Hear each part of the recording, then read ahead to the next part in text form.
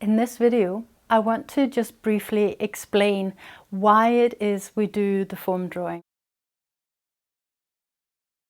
Many people, I guess, think of drawing as something that should represent something. So you might want to draw a portrait that looks like the person that you're drawing, or you might want to draw a landscape or an animal or something along those lines. Well, the reason that I'm teaching the form drawing that I'm doing is because the movement is the important part. So in a sense, the drawing in itself is not actually critical. The critical thing is that you get moving. When you're moving your hand and doing all the different shapes that we're drawing, then that creates a movement inside of you. So really, this form drawing series that I'm presenting and offering to you is about taking movement and incorporating it into your being.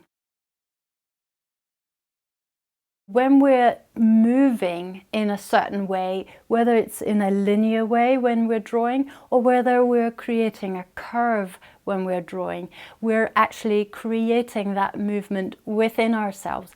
And the idea is that you, with practice, of course, sense the difference between the linear line and the curved line, and also that you sense what happens when those two lines actually meet, those two qualities of line, when the linear meets the curved and the curved meets the linear.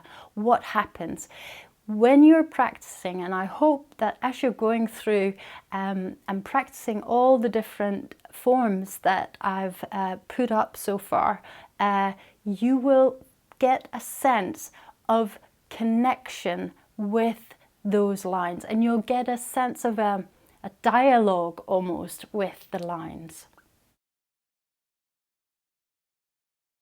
Your form drawing should be a living expression, and it will be a living expression from day one of who you are as a person, and it will reflect your temperament. Do you walk away from your form drawing in a rage because you can't get the form the way you want it? Or do you say, well, you know, I'll come back and I'll try tomorrow? Or do you say, oh, it won't work. I'm just going to keep at it. All of those things are reflected in the line as you draw it. And all of those things say something about who you are as a person. It's about the movement. It's about how we behave as people and how we express ourselves. Form drawing is not about a mechanical process. That's the critical thing. It's not just looking at a form and trying to render it on your paper so that it looks like what you're drawing.